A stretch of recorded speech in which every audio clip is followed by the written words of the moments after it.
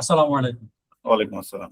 নিয়মিত আয়োজন মহাজাতক মুখোশের আজকে 157তম পর্ব। আপনারা যারা এই মুহূর্তে আমাদের প্রোগ্রামটি দেখছেন, আপনাদের সবাইকে আন্তরিক অভিনন্দন জানাচ্ছি এবং সেই সাথে মহান আল্লাহ পাকের কাছে কৃতজ্ঞতা প্রকাশ করছি যে তিনি আমাদেরকে এরকম মহাজাতকের মতন একজন প্রতারকের মুখোশ উন্মোচন করার সুযোগ করে দিয়েছেন।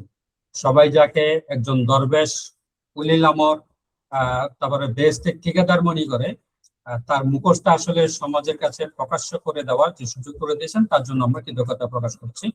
আপনারা সম্প্রতি দেখেছেন যে কোয়ান্টাম ফাউন্ডেশন তার যে বিষয়গুলো নিয়ে সে মূলত মানুষের কাছ থেকে টাকা হাতিয়ে থাকে। একটা হচ্ছে কোয়ান্টাম কসমি স্কুল, আর একটা হচ্ছে ব্লাড ক্যাম্প। এই যে কোয়ান্টাম কসমি স্কুল, অর্থাৎ মানে শুধু স্কুল না, স্কুলের সাথে সাথে যে মাদ্রাসা কিংবা এতিমখানা সবকিছু মিলিয়ে সে একটা হিসাব আমাদেরকে রিসেন্টলি তার ওয়েবসাইটে সে প্রকাশ করেছে যে একজন বাচ্চার পিছনে তার খরচ হচ্ছে মাসে 11,000 টাকা। আমি যদি একটু বিষয়টা আপনাদেরকে একটু দেখাই। রানা ভাই, আপনি কি দেখতে পাচ্ছেন? জি জি, দেখা যাচ্ছে, সুন্দর দেখা যাচ্ছে। আনোয়ার ভাই, আপনি দেখতে পাচ্ছেন? হ্যাঁ, দেখা যাচ্ছে দেখা হ্যাঁ, যাচ্ছে। দেখা যাচ্ছে দেখা যাচ্ছে। আচ্ছা, এখানে যেমন 2000-এর লেখা আছে যে একজন এতিমের পিছনে 2026 সালে সম্ভাব্য গড় ব্যয়: খাবার 3,800 টাকা, শিক্ষা 4,700 টাকা, পোশাক 990 টাকা, সাংস্কৃতিক এবং ক্রিয়া প্রতি মাসে 650 টাকা, বই স্টেশনারি 850 টাকা, চিকিৎসা 250, যত্নায়ন ও অন্যান্য 410 টাকা। আচ্ছা, এখন যদি আমি এটার সাথে আরেকটা বিষয় যদি আরেকটু শেয়ার করি, তাদেরই আরেকটা স্লাইড একটু আমি দেখাচ্ছি। এখানে দেখেন, আগের স্লাইডে আমাদের আপনার এখানে যত্নায়নে ছিল 410 টাকা, আর এইটাতে যত্নায়নে হচ্ছে 750 টাকা।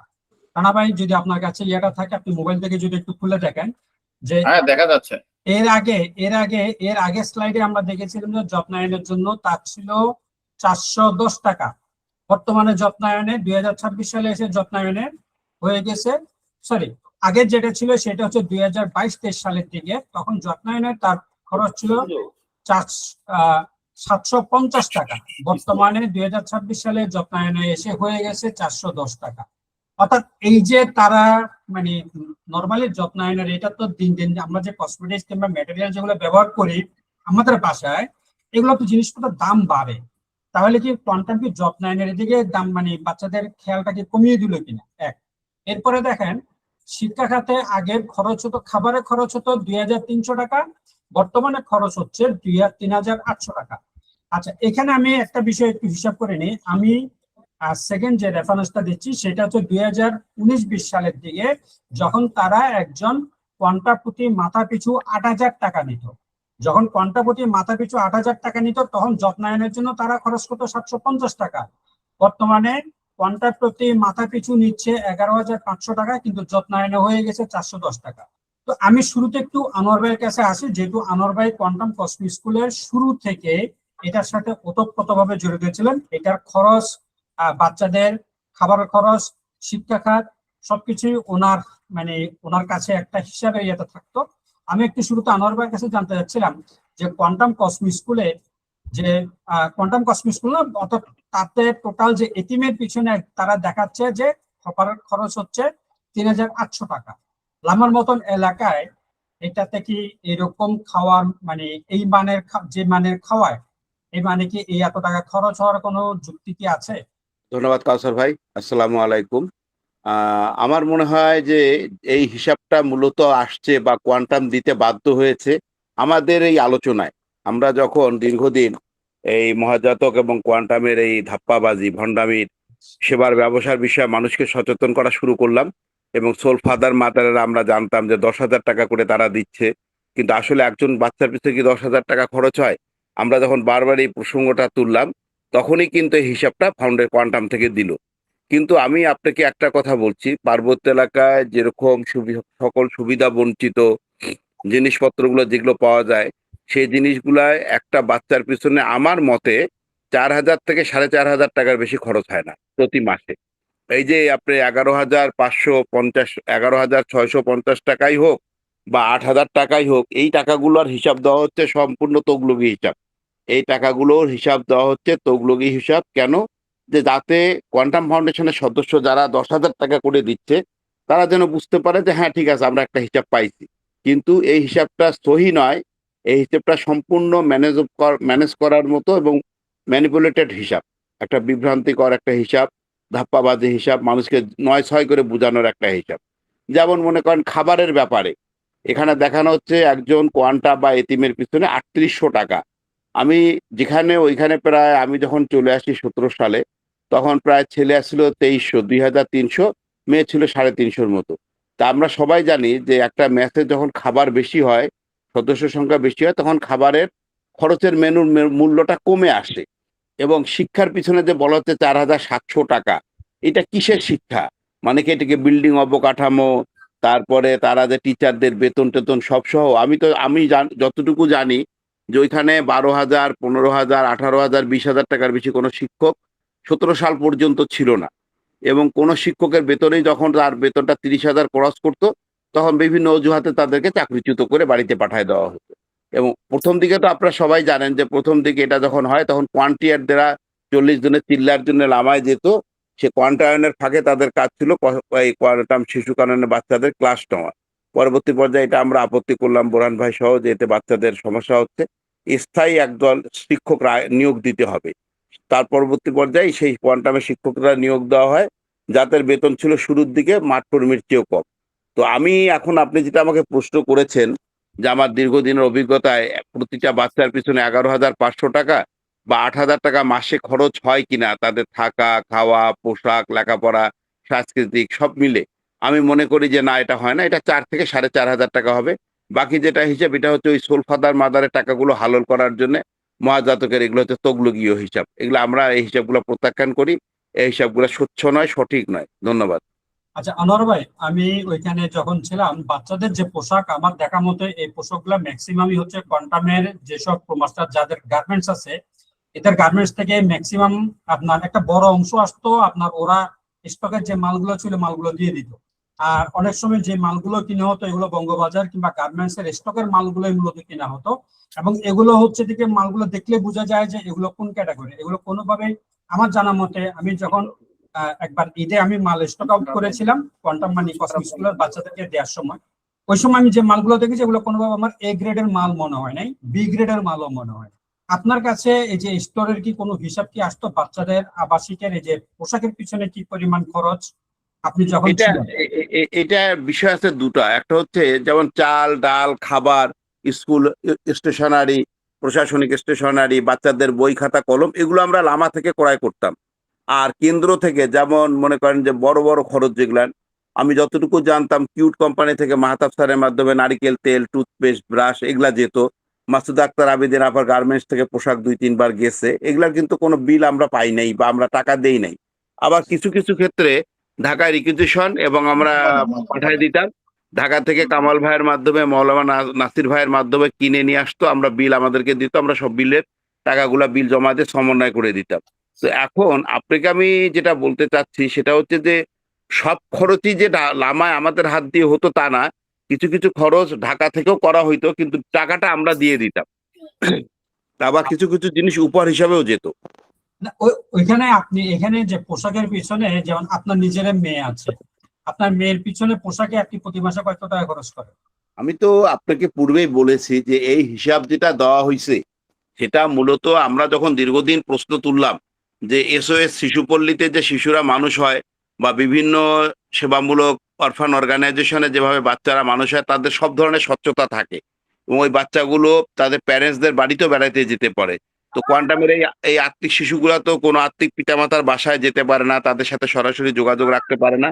এবং তাদের কাছ থেকে যে ১০,০০০ টাকা করে নেওয়া হচ্ছে আত্মিক শিশু লালন পালন বাবদ, এটার হিসাব দেওয়া হোক যে আসলে প্রতিটা শিশুর পিছনে কত টাকা খরচ হয়। এক পর্যায়ে কোয়ান্টাম এই হিসাবটা দিতে বাধ্য হয়। কিন্তু আমি আপনাকে বলছি, আপনি তো আমার মেয়ের রেফারেন্স দিয়েছেন।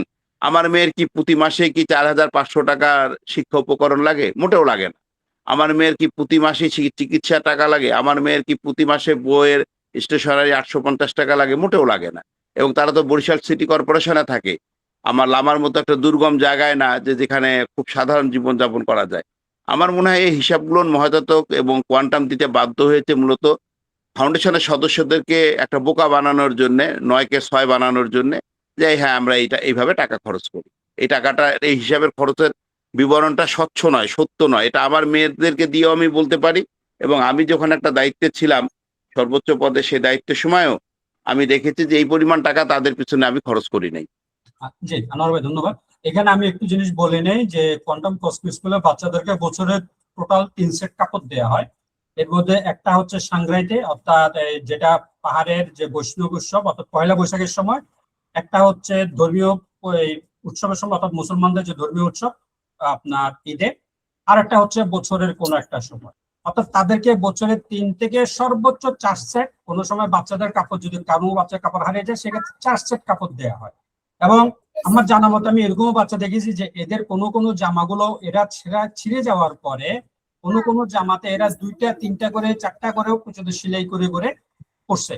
অর্থাৎ তাদের কাপড়ের এইরকম দুরবস্থা ছিল। এমন না যে তাদেরকে কাপড় আজকে ছিঁড়ে যাওয়ার সাথে সাথে, যেমন আমার বাচ্চা যদি, আমার মেয়ে আছে, আমার মেয়ে আজকে স্কুলে যাচ্ছে, স্কুলে যাওয়ার ছিঁড়ে গেলে আমি তাকে নতুন ড্রেস সিলাই দিচ্ছি।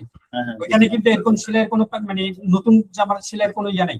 আপনার যে ড্রেসটা আছে সেই ড্রেসটাই আপনাকে মানে জাস্ট যেখানে ছিঁড়ে গেছে সেখানে হয় রিপিউ করে দিবে কিংবা সেলাই করে দিবে, এরকম। অর্থাৎ বছরে তাদেরকে সর্বোচ্চ 3 থেকে 4 সেট জামা দেয়া হতো। এই যে এখানে আমরা যেখানে দেখতে পাচ্ছি যে প্রতি মাসে যদি 990 টাকা পোশাকের পিছনে খরচ করা হয়, তাহলে 12 মাসে খরচ করা হয় 12,000 টাকা।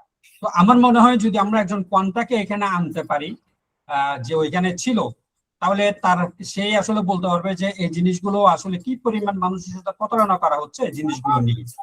এবং এখানে যে যত্নায়নের বিষয়টা আপনি বললেন, আমি নিজেও দেখি যে যত্নায়নের জন্য ম্যাক্সিমাম যে উপকরণ সামগ্রীগুলো, টুথপেস্ট, ব্রাশ, তেল, সবগুলোই টিউব কোম্পানি থেকে দেওয়া হতো, খুব কম কেনা হতো। তাহলে এখানে যত্নায়নের পিছনে টাকা খরচ করার আসলে ওই রকম কোনো সুযোগ নাই। রানা ভাই, আমি আগামী দিনে একজন কোয়ান্টা নিয়ে আসবো, আপনি আমাকে বলেন, আমি একজন কোয়ান্টাকে নিয়ে আসবো ইনশাল্লাহ। রানা ভাই, জি বলেন, শুনতে পাচ্ছি। আপনার বাচ্চা আছে, আপনার বাচ্চার পিছনে আপনি মাসে কত টাকা খরচ করেন আমার জানা নেই। মানে আমি বাংলাদেশের শিক্ষা ব্যবস্থা, এটা কোয়ান্টাম কসমো স্কুল, এটা কোনো আহামরি টাইপের ইংলিশ মিডিয়াম স্কুল না। এখানে তারা শিক্ষা উপকরণের জন্য, শিক্ষার জন্য যে 4,700 টাকা খরচ করছে, এটা কি শুধু বাচ্চাদের বই খাতার জন্য নাকি উইথ টিচিং যে টিচারদের যে স্যালারি আছে সেটা সহ, সেটা আমরা অবশ্য জানি না। যদি আমি টিচারদের স্যালারি সহ ধরে নেই, তাহলে এটা কি এত টাকা খরচ হওয়ার মতন কোনো বিষয় আছে? এটা কিন্তু যদি এমন হতো যে এখানে 200-300 ছাত্র একটা স্কুলের একটা বিষয়, যে তাদের স্যালারি, স্কুলের টিচারদের স্যালারি অনেক ইয়ে। কিন্তু এখানে আমরা যতটুকু জানি যে বাচ্চা হচ্ছে তাদের হিসেবে বর্তমানে 3,300 বাচ্চা আছে, এবং আপনার এক একটা এবং কোন টিচারের পিছনে কিন্তু তারা আপনার 20,000 22,000 বেশি খরচ করে না। এখানে একটা জিনিস একটু আপনাদেরকে বলে নেই, আমি যখন স্কুলের দায়িত্বে ছিলাম তখন আমাকে একবার মহাজাতকের ভাই মাহবুব সাহেব ডাকছিলেন, ডেকে বলছেন যে বর্তমানে যে অর্গানিয়ার, ওনাকে অর্গানিয়ার পদে দিয়ে, মানে উনি অর্গানিয়ার পদ পেয়েছেন কিনা আমি জানি না, আমি সরাসরি নাম ধরে বলতেছেন, লুকানোর কিছু নেই। আপনার আলী হাসান ভাই মোস্ট সিনিয়র একজন টিচার, যিনি কসমো স্কুলের একদম শুরু থেকে বলতে গেলে ওইখানে ছিলেন, উনি এবং ওনার ওয়াইফ। আলী হাসান ভাইয়ের ব্যাপারে আমাকে মাহবুব সাহেব জানতে চাইলেন যে ওনার বেতন কত দেওয়া হয়। আমি বললাম স্যার এটা আমি জানি না। উনি আমাকে বললেন যে আপনি লাক্তাদুর রশিদের কাছ থেকে জেনে আসো। আমি লাক্তাদুর রশিদ ভাইয়ের কাছে গেলাম, যাওয়ার পরে উনি আমাকে বললেন যে ওনার অ্যামাউন্টটা। তারপরে মাহবুব সাহেব আমাকে বললেন যে কি আলী হাসান ভাই এই স্যালারি পাওয়ার উপযুক্ত কিনা। আমি বললাম স্যার এটা তো উনি দীর্ঘদিন ধরে এখানে আছেন, স্বাভাবিকভাবে একটা প্রতিষ্ঠানে যদি একজন মানুষ থাকেন তার স্যালারি তো বাড়তে থাকে, বাড়বেই স্বাভাবিক। বলে তাহলে আপনি কি বলেন, আমরা এখানে যে পরিমাণ টিচারদেরকে যে স্যালারি দেয়, আমাদের স্যালারি স্ট্রাকচার দেখে বান্দরবনের আপনার শিক্ষা অফিস থেকে বলছে আপনারা এত হাই স্যালারি পেইড করেন, অথচ এর চাইতে 8-9 হাজার টাকা দিয়ে তো স্যালারি পাওয়া যায়, মানে টিচার পাওয়া যায়। বলে আপনার যদি, আপনি আলী হাসান সাহেবের বিরুদ্ধে একটা রিপোর্ট তৈরি করবেন, যদি আপনার টিচার লাগে তাহলে আমরা ওনাকে বাদ দিয়ে ওনাকে যে স্যালারি আমরা দেই তার পরিবর্তে 2জন টিচার তো আমি নিতে পারি, এবং 2জন টিচার নেওয়ার পরেও ফাউন্ডেশনে 2,000 করে 4,000 টাকা সেভ হবে। মানে আপনি বুঝতে পারছেন, আলী হাসান ভাইয়ের স্যালারি দিয়ে যদি আমি 2জন টিচার নেই, তাও ফাউন্ডেশনে 2,000 টাকা করে 4,000 টাকা স্যালারি হবে, টিচার একজন যাবে 2জন আসবে। তো এটা হচ্ছে এখানকার সামগ্রিক প্রেক্ষাপট। এই হিসাবে আপনি কি আমাকে বলবেন যে এখানে শিক্ষা খাতে যে তারা দেখেছে 4,700 টাকা, এটা আসলে কতটুকু যুক্তিযুক্ত? এবং বই এবং স্টেশনারি 850 টাকা। আপনি আপনার বাচ্চার জন্য মাসে কত টাকার বই খাতা কিনেন? ধন্যবাদ কাউসার ভাই। আসলে বাংলাদেশে শিক্ষার বিষয়টা বলতে গেলে যেটা বলা যায়, একটা প্রবাদ আছে যে যত গুড় তত মিষ্টি। মহাজাতক একটা আলখাল্লা পরেন, সাদা পোশাক পরেন, সাদা পাঞ্জাবি পরেন, সাদা পায়জামা পরেন, একটা আলখাল্লা মতো। এবং সবাই মনে করে মহাজাতক হচ্ছে মিতব্যয়ী এবং মহাজাতক হচ্ছে একদম খুব সাধারণ জীবন যাপন করে। এটা যারা কোয়ান্টামে গেছেন, মহাজাতককে যারা দেখেছেন তারা অনুমান করেন। কিন্তু মহাজাতক যে কতটা বিলাসবহুল জীবন যাপন করে সেটা তো কাছ থেকে কেউ দেখে নাই। কারণ মহাজাতকের যে পালিত মেয়ে, যেটা ওই যে প্রতিবন্ধী মাইশা তাবাসসুম। মাইশা, মাইশা, সে মাইশার হাতে যে স্মার্টফোনটা, সেটা লাখ টাকার উপরে দাম। আইফোন একসময় ব্যবহার করতো, এখন করে কিনা জানি না। না, উনি তো আইফোনও ব্যবহার করে এবং স্যামসাং এর আপনার প্রিমিয়াম সেগমেন্ট যেগুলো আচ্ছা, সেটাও ব্যবহার করে, দুটাই ব্যবহার করে। ঠিক আছে, আমি ওনাকে হাতে দেখছি। ঠিক আছে, আমি সেটাই বলছি যে এখন ব্যবহার কিনা, যেহেতু দীর্ঘদিন হলো যাই না। তো যাই হোক, এটা একটা বিষয়। আর বাংলাদেশে ধানমন্ডি বলেন এবং বাড়িধারায় বলেন, বেশ কিছু স্কুল আছে যেখানে ডলারে পে করতে হয়, স্টুডেন্টের ফিস ডলারে পে করতে হয়। এরকম বিভিন্ন বিষয় আছে। যেহেতু বললেন যে আপনার সন্তানের কি পরিমাণ খরচ হয়, এখন ওটা টানে না। চলে আসি লামার বিষয়টা দেখতে। আমি একটা স্টুডেন্টের জন্য আবেদন করেছিলাম কোয়ান্টাম থেকে বৃত্তি পাওয়ার জন্য। ওই স্টুডেন্টের বাবা মারা গেছেন, মা এবং তার 3 বোন। তাদের মানে ভরণ পোষণ, মানে খাওয়ার মতো উপকরণ খুব কম, যার কারণে সেখানে আবেদন করা হলো। এবং প্রায় 3-4 মাস ভরার পরে, আবেদন দেওয়ার পরে আমাকে ঢাকা অফিস থেকে বারবার ফোন দেওয়া হলো যে ওখানে টাকা দেবে একটা স্টুডেন্টকে। তখন সম্ভবত মেয়েটা ক্লাস 9-এ পড়তো, সায়েন্সে পড়তো।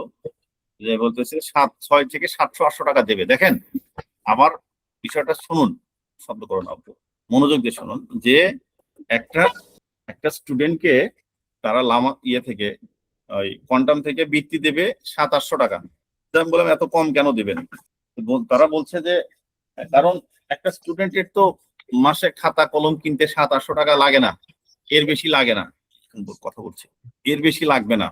মানে তারা সর্বোচ্চ টাকা দেয় হচ্ছে 1200, 1300 বা 1500 টাকা, কিন্তু বেশিরভাগই সাধারণত যেটা দেয় সেটা হচ্ছে 6 থেকে 700 টাকা কোয়ান্টাম। এবার চলে আসি কোয়ান্টামের নিজস্ব যে স্কুল কলেজ আছে, সেখানকার শিক্ষকদের বেতন আগে ছিল 8,000 টাকা, 9,000 টাকা বা 10,000 টাকা, এখন হয়তো বেড়ে 15,000 টাকা হলো, ধরলাম রাউন্ড ফিগার, এভারেজ 1500-1800। এবং ওই শিক্ষকদের যে আবাসনে থাকা হয় এবং শিক্ষকদের যে খাবার, এগুলো বাদ দিলে সেই শিক্ষক হাতে 8,000 টাকাও পায় না। এবং শিক্ষকদের ডিউটি 12 ঘন্টা প্লাস, 12 ঘন্টার বেশি। অর্থাৎ ওই শিক্ষকদেরকে দিয়ে বিভিন্ন কাজ করানো হয়। শুধু ক্লাস না, ক্লাসের বাইরে যে শিক্ষক একটা ক্রিয়াশীল বা চিন্তা করবে, সেই চিন্তারও সেই সুযোগ পায় না। শিক্ষকদেরকে বিভিন্ন কাজে মানে কাজ করে নেওয়া হয়। আর এই যে শিক্ষার ব্যয় ধরা হচ্ছে প্রতি মাসে, শিক্ষার ব্যয়টা ধরা হচ্ছে প্রতি মাসে প্রায় 900 কত টাকা, 90 টাকা না? 990 টাকা। জি রানা ভাই, হ্যাঁ 990। হ্যাঁ, না না, এটা পোশাক হচ্ছে 990 টাকা। আচ্ছা, 990 টাকা হচ্ছে পোশাক। একটা আবু কথা বলো না। হ্যাঁ, প্রতি মাসে কিভাবে 990 টাকা হলে বছরে প্রায় প্রায় 12,000 টাকা হচ্ছে, প্রায় 12,000 টাকা। 12,000 টাকায় ওই পোশাক লাগে ওই বাচ্চাদের বছরে? এটা কিভাবে? কারণ একটা স্টুডেন্টের ওই হয়তো 2 জোড়া বা 4 সেট জামা আছে, এটা একটা বিষয়। এখানে একটা প্রচন্ড রকমের একটা চুরির একটা তালিকা দেওয়া হয়েছে। এবং শিক্ষা ব্যয় এই 4,700 টাকা প্রতি মাসে, 4,700 টাকা। আচ্ছা, প্রতি মাসে যদি 4,700 টাকা হয়, তাহলে 5,000 টাকা হলে 5 বরং 60, প্রায় 60,000, 3 বরং 36, 55,000 বা 57,000 টাকা শিক্ষা খরচ কিভাবে হয়? ওই দুর্গম পাহাড়ে, যেখানে ওই অবকাঠামো থেকে শুরু করে শিক্ষকদের বেতন সবকিছুই মাটির ব্যাংকের টাকায় হওয়ার কথা, সেখানে কিভাবে শিক্ষা ব্যয় হচ্ছে? হ্যাঁ, খাবারের ব্যয় আছে 3,800 টাকা। আমি এইটাকে মনে করি যদি তারা স্ট্যান্ডার্ড খাবার দেয় একটা স্টুডেন্টের পিছনে, হয়তো 3,800 টাকা না হলে 3,000 টাকা খাবার হবে যদি স্ট্যান্ডার্ড খাবার দেয়। কিন্তু আমি তো লামাতে বহুবার গিয়েছি, সেখানে ছাত্রদেরকে খাবার দিয়ে দেখেছি খুবই নিম্নমানের খাবার। সকালবেলা খিচুড়ি, কত সময় ডিম থাকে, কখনো ডিম থাকে না। আবার দুপুরে খাওয়ানো হয় শুধু ভাত, ভাতের সাথে আমি হচ্ছে আমি একটু আপনাকে সহযোগিতা করি। এখানে ডিম। সকালবেলা প্রত্যেকটা বাচ্চারই ডিম থাকে, আর ডল ডলে খিচুড়ি থাকে। দুপুরবেলা পুরো বছর, এই পুরো সপ্তাহের মধ্যে আপনার আগে ছিল 2 দিন, এখন খুব সম্ভব 3 থেকে 4 দিন মাছ এবং মাংস করছে। মাছ হচ্ছে তেলাপিয়া অথবা পাঙ্গাস, মাংস হচ্ছে ফার্মের মুরগি। ঠিক আচ্ছা, আছে। যে ফার্মের মুরগি এখন হয়তো 200 টাকা কেজি, সাদা পোলট্রি মুরগিটা। তো এই যে একটা জোচ্চুরি হিসাব খাবারের, এবং এই মাছগুলো এবং পোলট্রি মুরগিগুলো তারা নিজেরাই নিজেরাই এটা হচ্ছে চাষ করে। পোলট্রি মুরগি তাদের খামার আছে, তাহলে উৎপাদন খরচ তো আরো কমে গেল। আব্বু শব্দ করো না প্লিজ। উৎপাদন খরচ তাহলে আরো কম হলো। এখানে অন্যান্য ব্যয়গুলো রয়েছে। বই এবং স্টেশনারি 850 টাকা। একটা স্টুডেন্টের দৈনিক কয়টা কলম লাগতে পারে? একটা কলমের দাম 5 টাকা। ভালো মানের কলম হলে এবারে যেটা ব্যবহার করা হয় 5 টাকা থেকে 6 টাকা।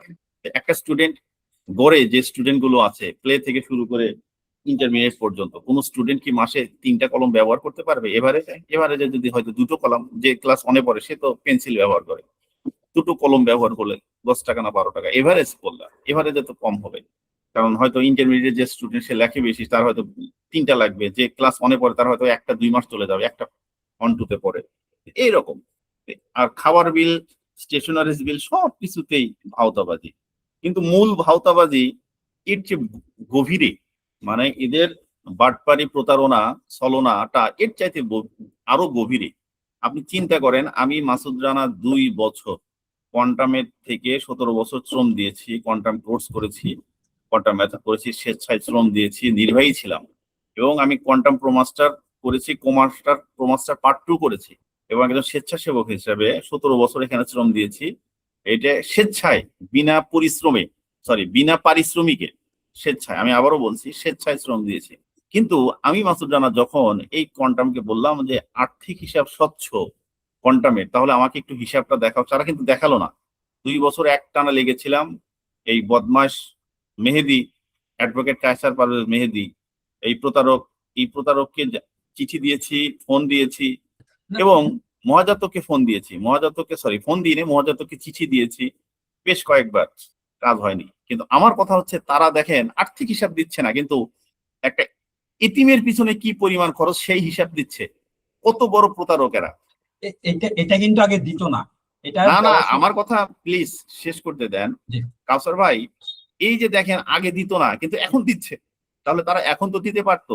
মাটির ব্যাংকে কত টাকা আয় হচ্ছে, জাকাত ফান্ডে কত টাকা হচ্ছে, এবং সেই টাকাগুলো কোন কোন খাতে ব্যয় হচ্ছে সেগুলো তো দিতে পারতো, সে দিতে পারছে না কেন? কোয়ান্টাম মসজিদের জন্য যে 70-80 কোটি টাকা উঠলো এই গত আপনার প্রায় 15-17 বছরে, সেই টাকা তো প্রায় 2.5 গুণ হয়ে গেছে। এখন তো আপনার 200 কোটি টাকার ব্যাংকে রাখলে তো 200 কোটি টাকার উপরে হয়ে যাবে। 12 বছরে এভারেজে দ্বিগুণ হয়ে যায়, মানে 3 গুণ হয়ে যায়। মানে যে ধরেন যে যদি 70 কোটি টাকা হয়, তাহলে 8 বছরে এটা হবে হচ্ছে 140 কোটি। 70 দুগুণ 40 কোটি, ডবল হলো। পরবর্তী 8 বছরে তার মানে 140-এ ডবল হবে না? ডাবল হবে। তাহলে 14 দুগুণ 28, 280 কোটি টাকা। আমি সবকিছু বাদ দিয়ে যদি 200 কোটি টাকাও ধরি, কিন্তু মহাজাতক কি আমাদের এতদিন আলোচনার পরেও সে কি কখনো বলেছে যে কোয়ান্টাম মসজিদের জন্য আমাদের ফান্ড এখন ব্যাংকে জমানো টাকা 200 কোটি টাকা প্লাস? বলেনি। কিন্তু সে ইতিমের কি খরচ সেটা দিচ্ছে কেন? কারণ এই খরচ দেখাইলে সে প্রতারণার সুযোগটা বেশি পাবে। একটা মানুষকে বুঝাবে, বলো, ওকে সুন্দর হয়েছে রোবট, একটা মানুষকে বোঝানো সহজ হবে। যে ভদ্রলোক চট্টগ্রাম শহরে থাকে, যে ভদ্রলোক ঢাকা সিটি কর্পোরেশনে থাকে, যার বাচ্চার পিছনে একটা স্ট্যান্ডার্ড খরচ সে পে করতে পারে, তার কাছে মনে হবে যে আরে মহাজাতক 11,500 টাকায় একটা বাচ্চাকে পড়াশোনা করাচ্ছে, এটা তো খুব সহজ, এটা খুব কম, তাই না? এটা খুব কম টাকা, এবং তারা সে মহাজাতককে বিনা বাক্যে, বিনা প্রশ্নে এই টাকাটা পে করবে। মহাজাতক সেটাই চাচ্ছে। এবং আমি আপনি সারাদিন যত কথাই বলি না কেন, ফাউন্ডেশনে যতই এদেরকে প্রশ্ন করি না কেন, এরা কিন্তু সেই উত্তরটা দিচ্ছে না। সচেতন ভাবে তারা কিন্তু সেই প্রশ্নের উত্তর এড়িয়ে যাচ্ছে, এবং তারা আমাদের দেখলে পালিয়ে যাচ্ছে। কেন?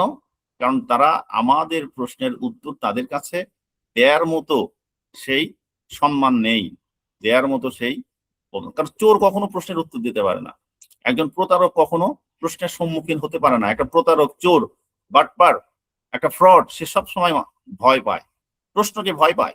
আজ আমি আল্লাহর কাছে শুকরিয়া আদায় করি এবং আল্লাহর কাছে প্রায়ই দোয়া করি এই আসুনা ফাউন্ডেশনের প্রতিষ্ঠাতা এবং তাদের এই যে জনাব মাওলানা আহমেদুল সাহেব, না যে আহমেদুল্লাহ সাহেব, আহমেদুল্লাহ সাহেব, আমি আল্লাহর কাছে প্রার্থনা করি এই ভদ্রলোকের জন্য। দেখেন তাদের হিসাবটা কত স্বচ্ছ। আরেকটা করো যে আল্লাহ তাকে হায়াত দারাজ করুক, তার প্রতিষ্ঠানকে আরো বেগবান করুক। কারণ দেখেন গত বছরের বন্যায় তারা মাত্র 7 দিনে 100 কোটি টাকার উপরে মানুষের কাছ থেকে নিতে পারলো এবং তারা ঘোষণা দিল যে না, আমাদের আর টাকা দেওয়ার প্রয়োজন নেই। এবং প্রতিদিন ব্যাংকে কি পরিমাণ টাকা যাচ্ছে সেটা সে তাদেরকে ওয়েবসাইটে দিচ্ছে। আর মজা তো করলো কি, দেখেন যে বন্যার জন্য আমরা ত্রাণ সংগ্রহ করব এবং টাকা কিছু কিছু পরিমাণ প্রতিজনকে হয়তো কয়েকজনকে 400-500 টাকার মুড়ি, ডাল, চাল এগুলো দিল। আর বললো যে ফান্ড ক্রিয়েট হোক, ফান্ডের পরিমাণ বাড়ুক, আমরা এই বন্যা পরবর্তীতে পুনর্বাসন করব। সে পুনর্বাসন করেছে, তার ওয়েবসাইটে কাউকে দেখেছে যে আমরা অমুক অমুকে পুনর্বাসন করলাম, এত টাকার মাধ্যমে ঘর দিলাম বা এই দিলাম সেই দিলাম? নো। জাকাতের টাকা যে লোক বিনিয়োগ করে, সুদে যে লোক বিনিয়োগ করে, ইসলামী শরিয়া কি কখনো এটা মানে? বলেন। তখন তো ছিল মাওলানা সাইদুল হক সাহেব 300তম কোর্স বা 400 কোর্স করছি স্মারকের ভিতরে, এখনো সেই পুরাতন কোর্স স্মারকটা দেখবেন যে জাকাতের ফান্ড কিভাবে বৃদ্ধি করানো হয়, গরু মোটা তাজাকরণ এবং মেয়েদেরকে সেলাই প্রশিক্ষণ দিয়ে তাদেরকে সেলাই মেশিন কিনে দেওয়া এবং এই জাকাত ফান্ডের টাকা দিয়ে তাদের কাছ থেকে আবার মাসে মাসে কিস্তিতে সেই টাকা ফেরত নেওয়া, পাওয়ার টিলার কিনে দেওয়া এবং সেই টাকা আস্তে আস্তে কিস্তিতে ফেরত নেওয়া এবং এই যে ব্যাটারি চালিত ভ্যান কিনে দেওয়া এবং এই টাকাটা আবার রিফান্ড করা।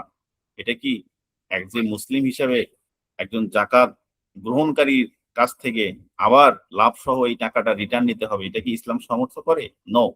ইসলাম বলে যাকে আপনি জাকাতের টাকা দেবেন একবারে দিয়ে দিবেন এবং সে যেন জাকাতদাতা হতে পারে। দেখেন, সে যেন জাকাতদাতা হতে পারে, অর্থাৎ সেই লোক স্বাবলম্বী হয়ে জাকাত দেবে। এই জাকাতের টাকা সে সুদ দেবে না।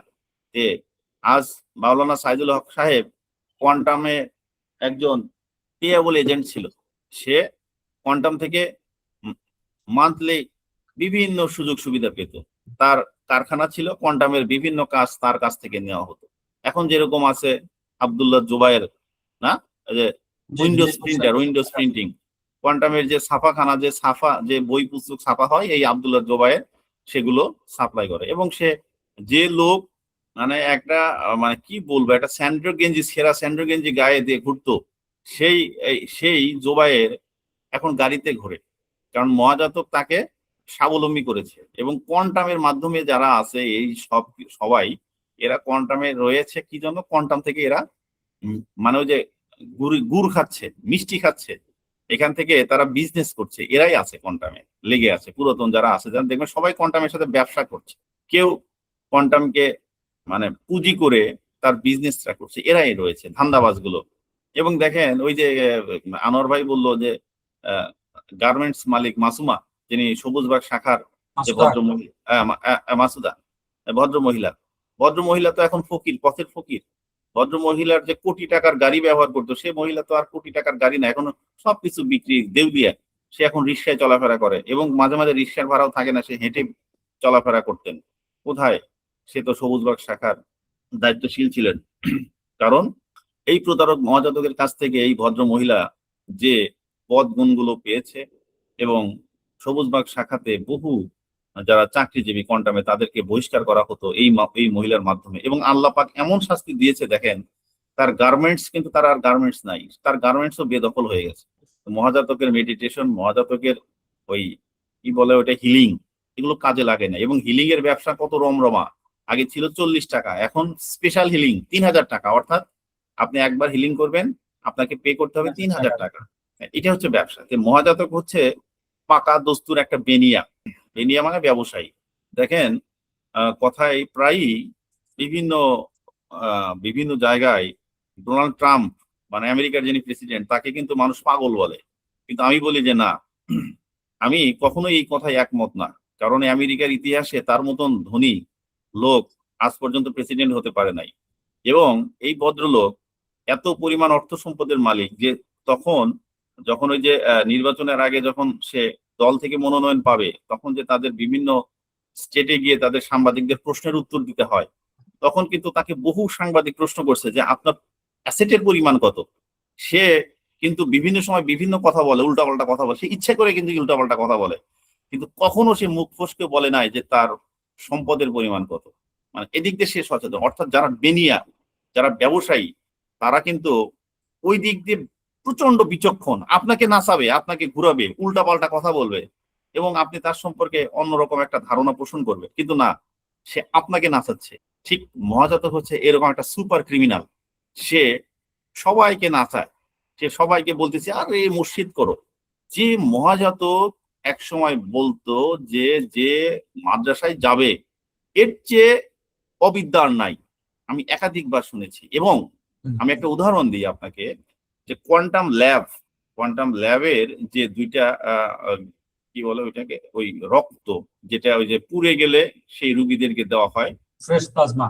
হ্যাঁ ফ্রেশ প্লাজমা, এটা সংরক্ষণের জন্য যে ডক্টর সাজেস্ট করেছিলেন মহাজাতককে যে এইরকম টাইপের ফ্রিজ কিনতে হবে, সেই ভদ্রলোকের একটা ছোটবেলার কাহিনী মহাজাতক একদিন ওয়ার্কশপে আলোচনা করেছিলেন। যে সে মাদ্রাসা থেকে পালিয়ে তার বাবার বাড়িতে আসে নাই, সে গেছে নানার বাড়ি।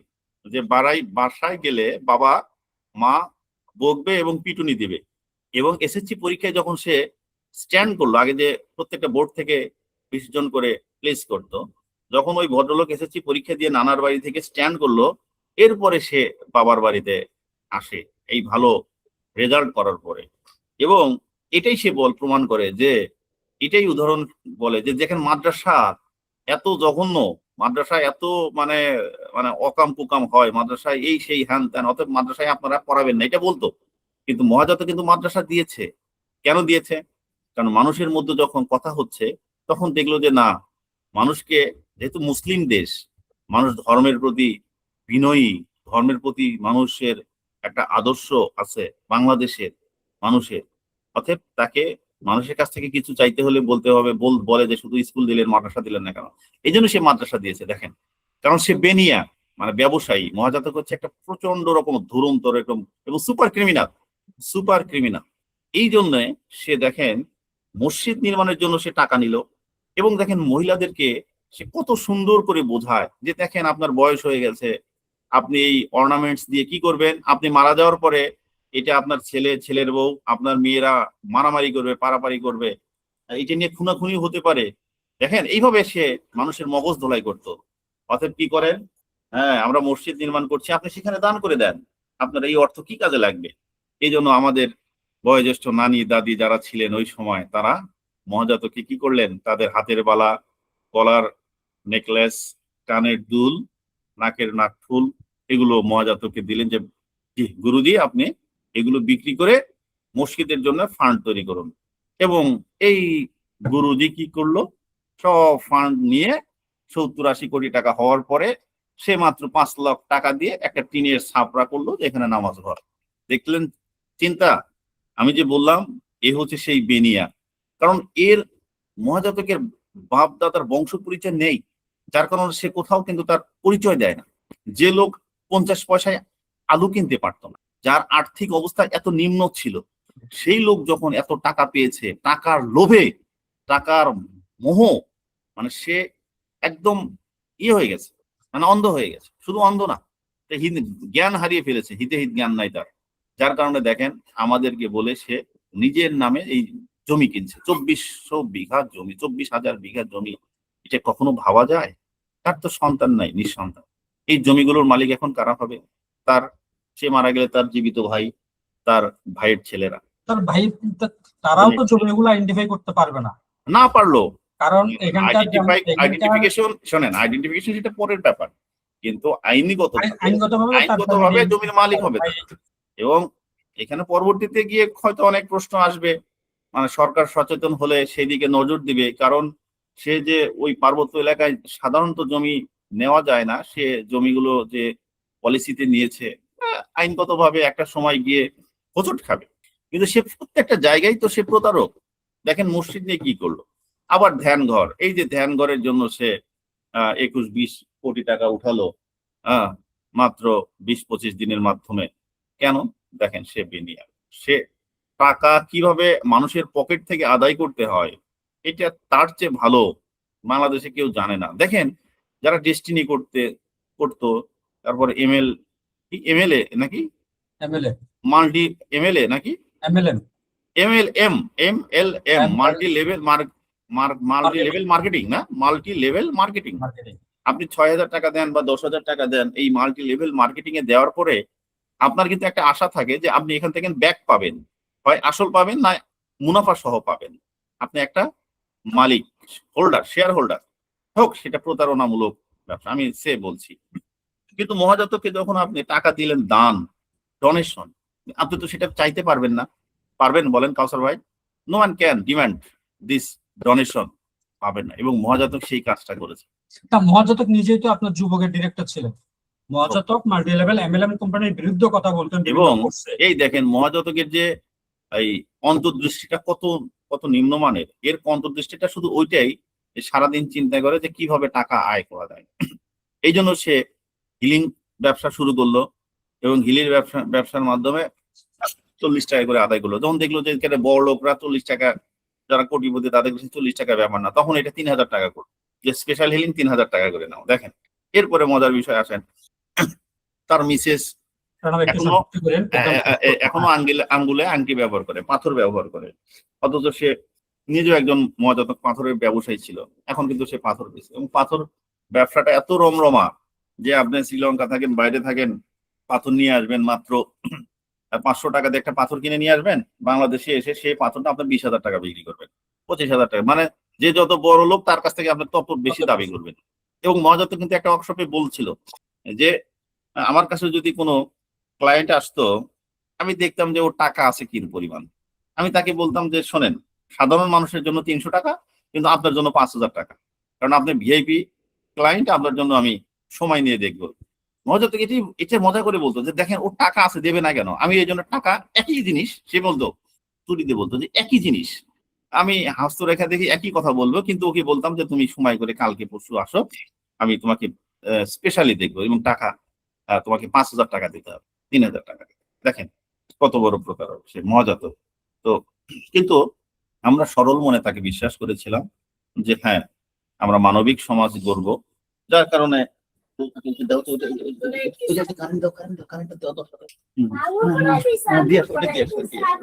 ওকে ওকে যার কারণে আমরা মানবিকভাবে তাকে বিশ্বাস করেছিলাম যে আমরা সবাই মিলে একটা মানবিক সমাজ সৃষ্টি করবো, একটা মানবিক ফাউন্ডেশন তৈরি করব, যেখানে আমাদের এই ফাউন্ডেশনের মাধ্যমে প্রত্যন্ত মানুষ, একজন সাধারণ মানুষ, তারা যেন উপকৃত হয়। কিন্তু উপকৃত তো হলোই না, বরং মানুষ আরো ব্যাপক হারে প্রতারণার শিকার হলো। কিভাবে প্রতারণার শিকার হলো? কারণ ফাউন্ডেশন ফুলে ফেপে হাজার হাজার কোটি টাকার মালিক হয়ে গেল এবং ফাউন্ডেশনের নাম কয়ে নাম কস্তে ফাউন্ডেশন, এটা হয়ে গেল যোগ ফাউন্ডেশন। যোগ ফাউন্ডেশনের মালিককে মহাজাতক স্বয়ং নিজে, এবং মহাজাতককে যে পরিমাণ অর্থ সম্পদ সে এখান থেকে হাতিয়ে নিয়েছে এবং সে ভোগ করতেও পারবে না। এবং আমি আল্লাহর কাছে দোয়া করি মহাজাতকের আয়ু যেন শতায়ু হয়, সেজন্য 100 বছর বাঁচে। এখন যেরকম আমাদের সমালোচনার মাধ্যমে, সমাজের সমালোচনার মাধ্যমে মহাজাতক যে একটা মানে একটা প্রতারক বাটপার, এটা যেরকম মানুষ জানতে পারছে, এবং এমন একটা সময় আসবে যে মহাজাতকের এই প্রতারণার জন্য মহাজাতক জেলে যেতে হবে। এই জন্য আমি চাই যে আল্লাহ মহাজাতককে ওই পর্যন্ত বাঁচিয়ে রাখো, শব্দ করো না, ওই পর্যন্ত আল্লাহ তুমি মহাজাতককে জীবিত রাখো, যে যেদিন মহাজাতকের সাদা এই বাংলার মানুষ দেখতে পারবে যে মিল্টন সমাদ্দারের মতন একজন ভদ্র বেশি প্রতারক এই মহাজাতক সমাজের রন্ধ্রে রন্ধ্রে ঢুকে অনেক নারী পুরুষের জীবন ধ্বংস করেছে, অনেকের অর্থ নিয়েছে এই প্রতারক মহাজাতক। এবং এই উদ্দেশ্যেই সে আরো টাকা হাতিয়ে নেওয়ার জন্যই সে শুধু এই ইতিম বাচ্চাদের খরচটা দেখালো, এছাড়া অন্য খরচ তো সে দেখাচ্ছে না। কেন দেখাচ্ছে না? এটা কেন দেখাচ্ছে? এটাই তো আমাদের কাছে প্রশ্ন। ধন্যবাদ। ধন্যবাদ নানা ভাই। আমরা প্রোগ্রাম শেষ করব, তার আগে আমরা একটু আমাদের দর্শকদের উদ্দেশ্য বলি, এখানে কোয়ান্টাম ফাউন্ডেশন তাদের যে ওয়েবসাইটে যে হিসাবগুলো দেখিয়েছে, এই হিসাবগুলোর সাথে যদি আপনি আপনাদের কাছে যদি থাকে 2019-20 সালের দিকেও তারা আমাদের প্রোগ্রামের কারণে, যখন আমরা মুফাসিল ইসলামের প্ল্যাটফর্ম থেকে প্রোগ্রাম করতাম, ওই সময় সে একটা হিসাব বের করেছিল। ওই হিসাবটাতে আমরা অনেকগুলো ভুল ধরার পরই সে 2 দিনের ভিতরে কিন্তু ওই হিসাবটা সম্পূর্ণ সে টাকা করে চেঞ্জ করে সে 8,000 টাকার একটা লামসাম হিসাব দেয়। এবং এরপরে এখন এই যে 11,500 টাকার যে হিসাবটা, এই হিসাবটা দেয়। তো আপনারা যদি আগের যেগুলো আছে সেগুলোর সাথে যদি মিলান, তাহলে আপনারা নিজেরাই আসলে ধরতে পারবেন যে এটা কত বড় একটা প্রতারণা করা হচ্ছে। কারণ একটা জিনিস দেখেন, কোয়ান্টাম কসমো স্কুলে এখানে পুরোটাই হচ্ছে আবাসিক স্কুল, এখানে বাইরে থেকে বাচ্চারা ওইখানেই থাকে, ওইখানেই খায়। এবং এখানকার বাচ্চাদের জন্য যে ডিম কেনা হয়, এই ডিমটাও হচ্ছে কোয়ান্টামের নিজস্ব ফার্ম থেকে আসে। যে মুরগি, এই মুরগিও কোয়ান্টামের নিজস্ব ফার্ম থেকে আসে। মাছ কোয়ান্টামের নিজস্ব ফার্ম থেকে আসে। আর আমি যখন একটা জিনিস বাল্ক কোয়ান্টিটিতে কিনবো, তখন এটা প্রায় স্বাভাবিকভাবে অনেকটুকুই কমে যায়। কোয়ান্টাম নর্মালি পাইকারি দিয়ে কিনা, কোয়ান্টাম ম্যাক্সিমাম প্রোডাক্ট কিনে কিন্তু আপনার ইয়ে থেকে, ফ্যাক্টরি থেকে। এমনকি আমি যখন স্কুলের দায়িত্বে ছিলাম, আমরা বাচ্চাদেরকে যে ব্রাশ গুলো দিতাম, আমরা বর্তমানে ফুটপাতে যে ব্রাশ গুলো দেখি, এগুলো হচ্ছে মিনিমাম 10 টাকা। আমাদের রেটটা ছিল, আমরা কোয়ান্টামের স্কুলের বাচ্চাদের জন্য যে ব্রাশ গুলো কিনতাম, এই ব্রাশ গুলো রেট ছিল 7 থেকে 8 টাকা। তাহলে আপনি বুঝতে পারতেছেন এই ব্রাশ গুলোর কোন ক্যাটাগরি। এবং আপনি বাচ্চাদেরকে কোনো সময় যদি আপনারা যান, বাচ্চাদের পায়ে কিন্তু আপনি কোনো সময় চামড়ার স্যান্ডেল দেখবেন না, আপনি যদি বাচ্চাদের পায়ে দেখবেন যে প্লাস্টিকের স্যান্ডেল। একটা প্লাস্টিকের স্যান্ডেলের দাম কত? আপনার একটা প্লাস্টিকের স্যান্ডেলের দাম 150 টাকা। আর আমি যদি মানে ওই ইয়ে কিনি, খুচরা কিনি, তাহলে আপনার 150 টাকা। আর যদি আমি হোলসেল রেটে কিনি কিংবা ফ্যাক্টরি দিয়ে কিনতে যাই, তখন এটার দাম আপনার 70 থেকে 80 টাকার ভিতরে চলে আসে। তো এই যে একটা হিসাব দেওয়া, এই হিসাবটা আপনাদের কাছে, কিংবা আমি যদি একটা বাচ্চা হিসাব করি, তাহলে মনে হতে পারে এটা ঠিক আছে। বাট আমি যখন এই এটাকে যখন আমি 3300 বাচ্চার হিসাবে দেখবো, তখন কিন্তু এই খরচটা স্বাভাবিকভাবে অর্ধেকের নিচে নেমে আসার কথা।